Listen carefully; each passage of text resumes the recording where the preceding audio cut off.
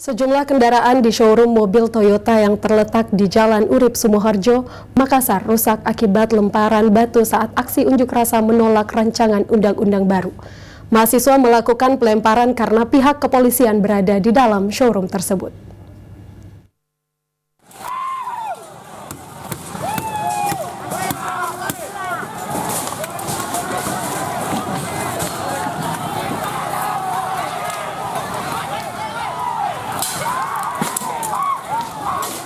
Mahasiswa dan pihak kepolisian kembali terlibat bentrokan di depan kantor DPRD Sulsel pada Kamis sore kemarin. Mahasiswa yang tidak terima rekannya ditangkap polisi berpakaian preman langsung melakukan pelemparan ke arah polisi. Bahkan aksi lempar tersebut menyasar sejumlah polisi yang lagi berada di dalam area showroom Toyota di Jalan Urip Sumoharjo, Makassar.